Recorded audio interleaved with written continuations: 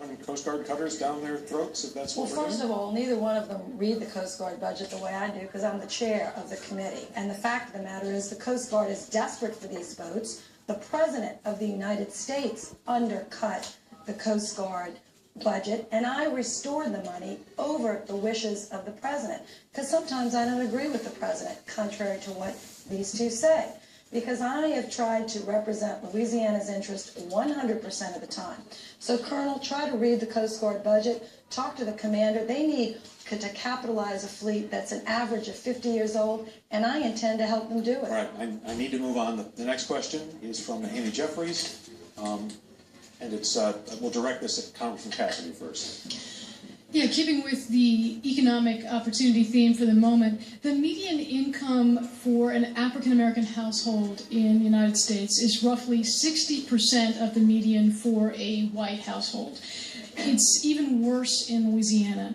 What do you think, first of all, is the cause of this disparity, and is it something that needs to be addressed now? Yeah.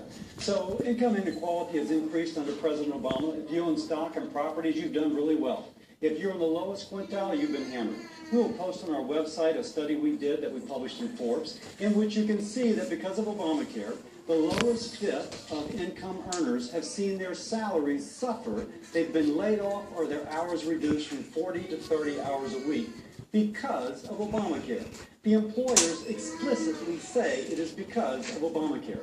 Not just Louisiana. The Federal Reserve Banks of New York, Philadelphia, Atlanta all report this. By the way, it was known that this would happen.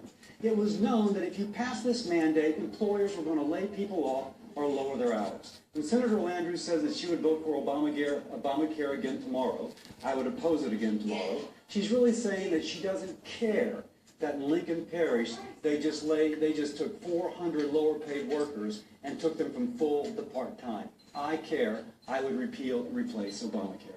Colonel Manus.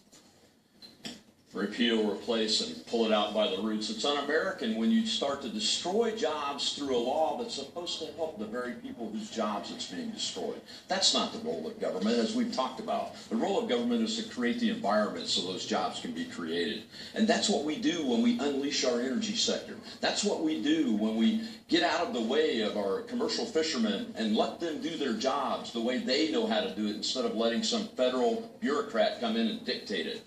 We create jobs. That's the answer to poverty. We have a poverty rate of near 20% here in this state, and that's only 50% less than what it was when we started the war on poverty back in the 1960s, and we've spent over $23 trillion on it. We're not doing the right thing. We're only doing the same thing over and over again. And unemployment for young black men in this state is 3 times the rate of unemployment for anybody else. The answer to poverty is to get businesses to be able to thrive and create jobs, not destroy them with laws like Obamacare. Senator Landrieu. Well, anyone here at LSU and any student of history would know that one of the answers to that question is racism over centuries, where the African American community has been kept out, kept down, and kept back. That's part of what we all try to do, to bring that community forward, the Hispanic community and others that have been left out. Women as a class sometimes couldn't even teach school if they were married. They could not get. My opponents don't even support equal pay for equal work for women. Not only do African Americans have a lower income, but their average net worth is only $5,000, their median net worth. For Hispanic families, it's only $6,000. So we have a lot of work to do. Jobs, economic opportunity. Send me back to the Senate. Let me help create these energy jobs that can help lift a whole new generation in America and in Louisiana up to a greater standard of living. I see Colonel Manus shaking his head down there. Congressman, too. Yeah, I'll go first. Sure. Under the Obama-Landrieu economy, there's been 78,000 more people in Louisiana who have gone on to food stamps than have gotten new jobs. That's because the Obama-Landrieu economy actually discourages the use of America's natural resources. One thing that can create prosperity for working families is energy jobs. Senator Landrieu may be for them personally, but when she votes for Senator Harry Reid and supports Barack Obama's appointees, those jobs will not occur the same as they would when you elect Bill Cassidy to be your Senate. Colonel Manus. It's unbelievable.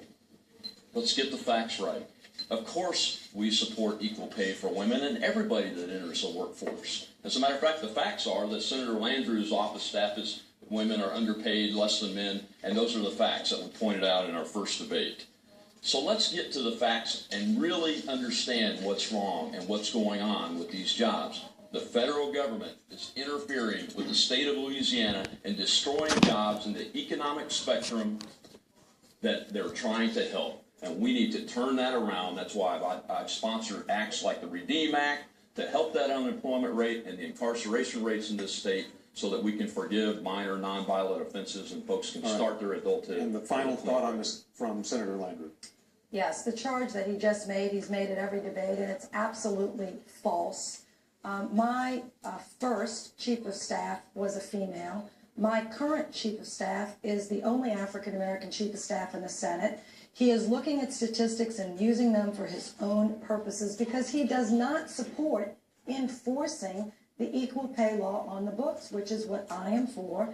They also would vote against the Lilly Ledbetter law, which I voted for, and I was very proud to support that law so women can get an equal pension when they have been unjustly paid less through their career. All right, we have about a minute before we get to a final round of questions where everybody would get it and then closing statements. So let me throw out some yes or no questions here real quick. Higher federal minimum wage, yes or no? I support a higher minimum wage. Congressman? It kills 500 jobs, 500,000 jobs. You don't want to kill 500,000 jobs. The answer is no. A higher federal minimum wage is just another one-size-fits-all solution, and I believe the states and the people that vote the state leadership in should have the opportunity to experiment with a state minimum wage. Marriage for same-sex couples could be a national issue if the Supreme Court hasn't decided by the time there is a nominee. So very quickly, marriage for same-sex couples, yes or no? My personal views have evolved quite a bit, but I have said on record that I will support the state's constitutional ban against same-sex marriage. Congressman? I'm for traditional marriage. And Colonel Mintz? I believe it's a state issue and it should be decided by the states, but I believe that marriage should be between one man and one woman. Thank you. Our final question from Greg Merriweather. We have a pretty good idea of where you guys stand on the issues. I'd like to take a minute just to ask each of you a personal question. What has been your greatest, I guess your biggest setback in life, and what did you do to overcome that? Dr. Cassidy, we'll start with you. Well, I have to think about that for just a little bit. Craig, at the risk of sounding trite, my gosh, my dad didn't go to college. We moved to Louisiana when I was 8 months old, and he was in his late 40s. My dad, struggling, we had moved 5 times in 10 years trying to gain traction. He gained traction, and my gosh, his son's running for U.S. Senate. We are living the American dream. Some might say I didn't come from royalty, I didn't come from this or that. I would say I came from 2 great parents. And although we struggled when I was a child, my family and we overcame, and I don't even think we overcame, in the sense that it wasn't, as you describe, an obstacle, it was just life. But through incredible love of family, incredible support from my parents, I'm living the American dream. And that's what I desire for everybody watching tonight, that you and your children live the American dream. Colonel Mintz. It's a great question, Greg.